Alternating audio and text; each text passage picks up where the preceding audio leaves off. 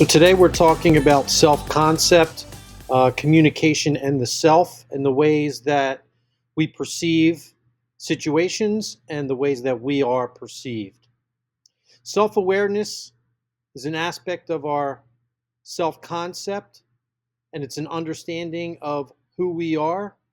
Some people are very self-aware of their skills, their attributes, um, their personality traits, and others are not. You may see some people online describing themselves as 10 out of 10 beautiful, and you're thinking, wow, she's not very attractive. And you may hear others describing themselves saying, I'm not very smart, but I'm a hard worker, which in some cases demonstrates more self-awareness. So generally, the more self-aware somebody is, the better off they are. When we know the things that make us our skill, when we know our skill sets and we know our intelligence level, or our shortcomings where we need to study more or where we need to practice, the more self-aware we are, the better. Self-esteem is an evaluation of who we perceive ourselves to be. Self-worth fluctuates due to interactions with others. So we are constantly in an evaluation of ourselves.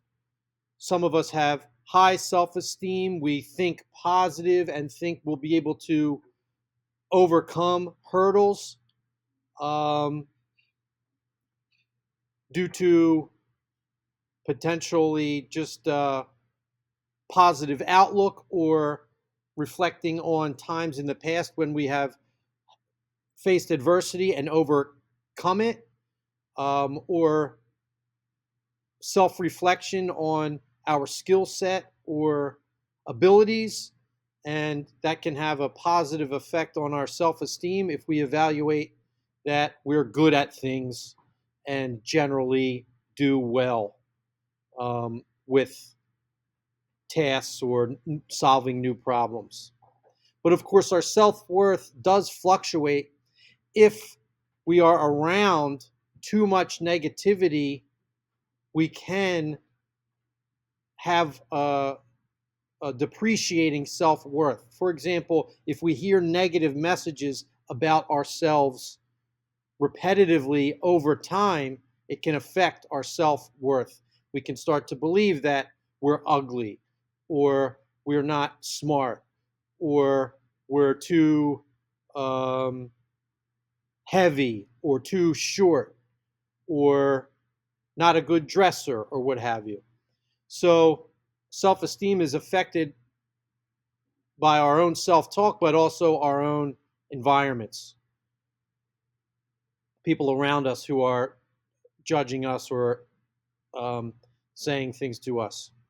Self-fulfilling prophecy is when something occurs because you expect it to happen. If you have the self-concept that you always fail or you have bad luck, then you're more likely to kind of manifest this bad luck. This is a self-fulfilling prophecy. If enough people believe something is going to happen, for example, like the stock market is going to go up, then it often occurs that the stock market is going to go up because the stock market is largely correlated with public sentiment. So self-fulfilling prophecies are real. We can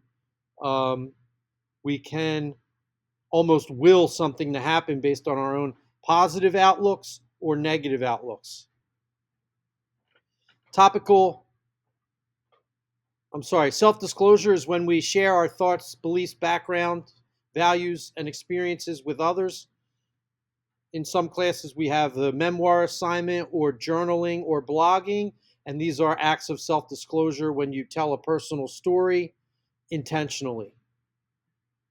Topical intimacy measures the disclosure feeling and the anxieties we feel by sharing the story. So I might be very comfortable talking about a story where I was had a great experience with my friend who I'm still very close with, but I might have a lot of anxiety disclosing a story about a prior girlfriend I had with my current girlfriend because I don't want that as kind of an intimate topic. We had a physical relationship, and my current girlfriend might be very upset about learning about that particular topic, whereas she's not upset to hear about my camaraderie with a fellow friend who was male.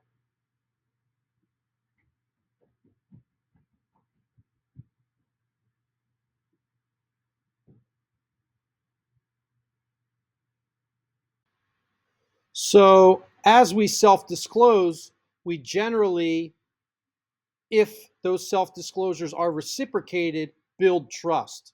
And over time, we get to know our partners better. We get to know our friends better because we share stories with them and they share stories back with us. And as long as our trust is not violated, we grow closer because of these self disclosures. Now, in some cases, we may grow apart if I shared something with you and you used that information later in a fight against me, or you shared that information with some outsiders. Our history can affect our trust level. If, for example, you have violated my trust, I'm less likely to share with you in the future. And it affects our bond, our relationship. The social penetration model suggests that people, like onions, have many layers that can be peeled away through conversation and interaction. So the more time we spend with them, the more layers we peel away. This is reminds me of Shrek when Shrek said ogres are like onions. And what he was meaning to say was that he has many layers. He seems tough on the outside, but on the inside, he's softer, more gentle, more polite. Breadth refers to the number of topics covered, while depth refers to our deepest feelings about those topics. So I might have a trusting connection with a friend because we share a lot of diverse interests in common. Like we like to bowl, we like to play basketball, we like to record music, we play instruments, we like to talk about politics, and all these diverse um, topics we enjoy communicating about because there's a breadth of similar interests that we have. If it's a deep relationship, it might be that we value one specific topic and really dwell on it and unpack it to a very deep degree. For example, maybe we both are deeply faith driven people. We're both very Catholic, and our relationship is based strongly on that Catholicism. We attend Mass together, we speak about the sermons, um, and all that. So we might have a very strong bond, not because we have a breadth of shared interest, but because we have one deep one. Cyclic alternation is how we can deal with self disclosure and the tensions we experience by wondering should we self disclose or should we not? And we can deal with that anxiety by sometimes self disclosing and sometimes not, depending on, let's say, the topic. So I might be very comfortable talking about my political affiliations and un uh, and disinterested in talking about my sexuality. Selection means that we can deal with the self disclosure anxieties by either being a very private person or being a very close, open person. So you might work with somebody who you think is just too much information. So they deal with their self-disclosure anxieties by just sharing everything. And you think, Becca, I really don't need to know about what happened to you in your relationship with your husband. That's too much information for me. I don't want to know about um, your open relationship. We work in a dental office, a dentist's office here. This is not the place for that. Or you might say, Becca, we've been working together for 10 years and she never shares anything with us. I don't know if she's married. I don't know if she has kids. She's too professional. So, Becca, in this instance, has chosen to deal with the anxiety of should I self disclose or not by being, in the latter case, very private, and in the former case, very open. We can further deal with self-disclosure anxieties by integrating, such as compromising, like I'll share some information sometimes but not other times, by disqualifying. For example, if my coworker asks me, "Can you describe for me your sexual relationship with your wife?" I might say, "That's a taboo topic. I'm not comfortable talking about that in this place of business. I don't think it's appropriate." And finally, in an act of self disclosure, I could reframe the notion of opposition. For example, if my coworker says, "Do you have a closed relationship with your partner or do you have an open relationship with your partner?" I might say, if I'm not comfortable with the framing of the question, I might say, "We have a very open dialogue in our relationship." Whereas he was asking me A or B, maybe referring to the sexual nature of my relationship with my partner, I reframed it by saying we have an open dialogue. We're very open and communicative. And in that way, I kind of shooed him away from his framing of how he looks at relationships. So, as I mentioned, through self disclosure, we grow in an emotional connection with our friends and partners. It's self-disclosure is the intentional verbal information we share about ourselves, which would otherwise be difficult to find out. So it is not a self-disclosure if my coworker Googles me and finds out about my personal history. It's only the intentional act, verbally or through text.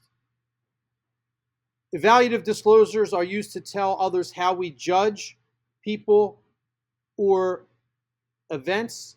For example, if I say to my coworker about a third coworker, she's showing too much skin today, by evaluating that third coworker, I have disclosed something about myself, and that is that I prefer a more conservative style of dress in the place of work.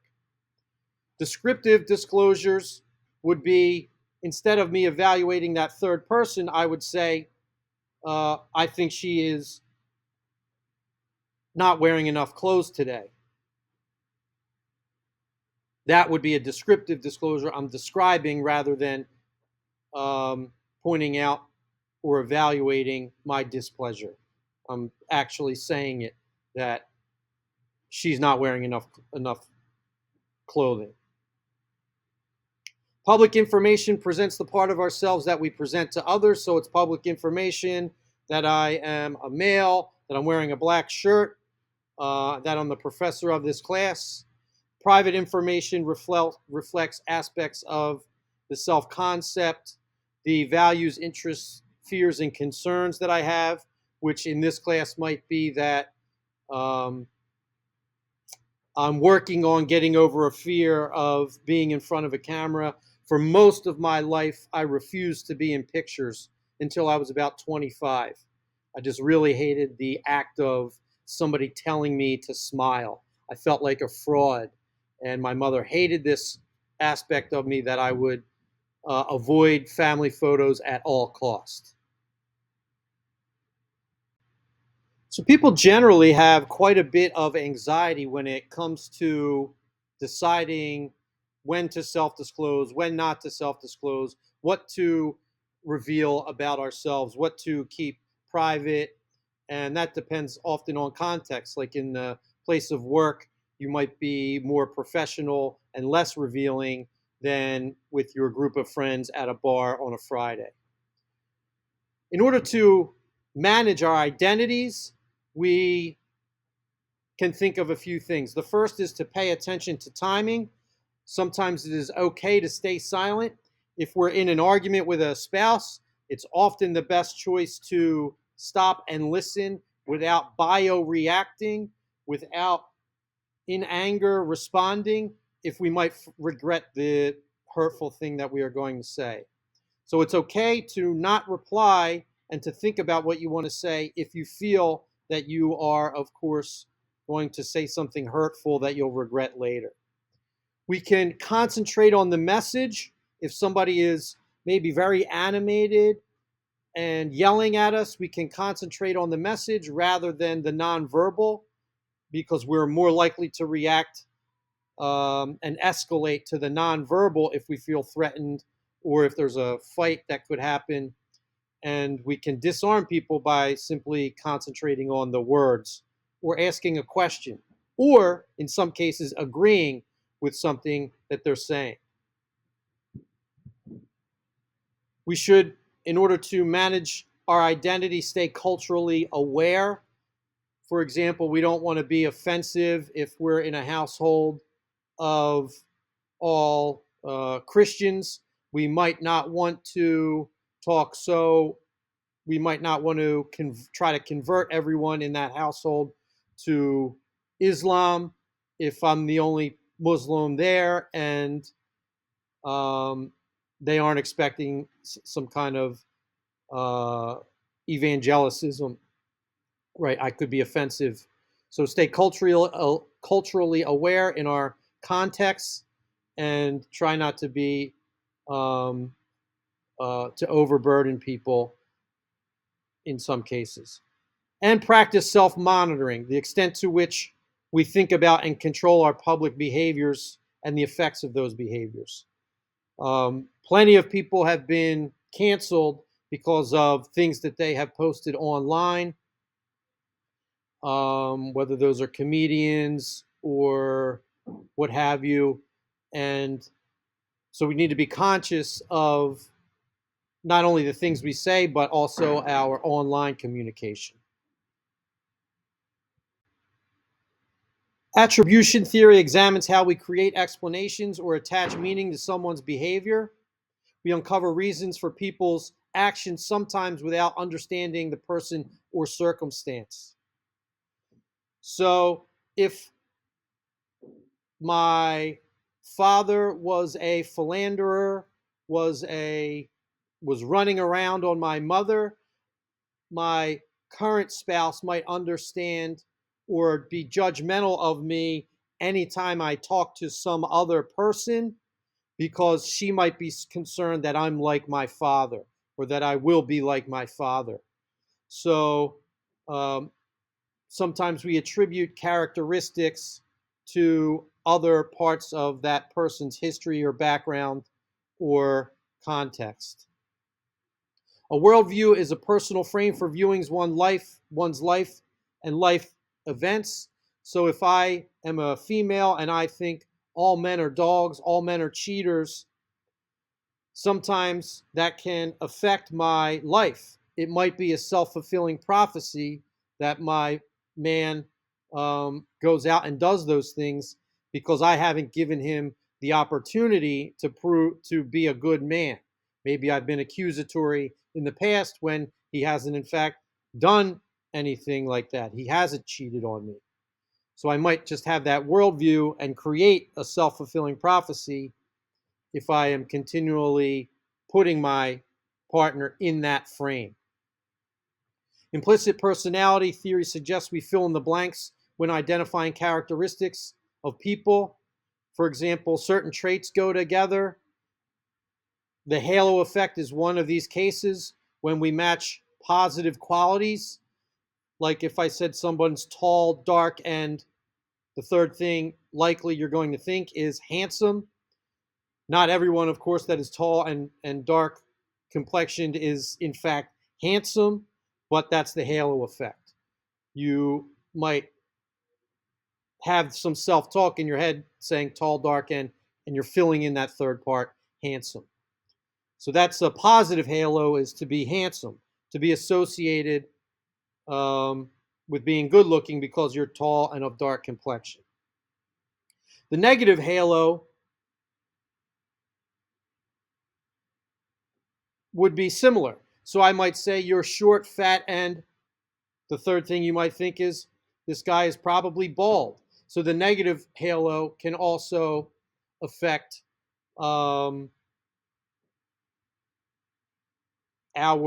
interpretation or our perception. We might be prepared to assign that third negative characteristic if the first two that somebody presented us were negative, right? So positive halo and negative halo are often discussed in terms of bias and policing, where a police officer with a negative historical experiences with one group of people might go into a new situation expecting a negative, more negativity, when um, when in fact that's not the case. I recently read a story about a African American professor who called the police from his house because there was a break-in, and the police showed up at the house, and they automatically thought that he was the person breaking in instead of he was the homeowner.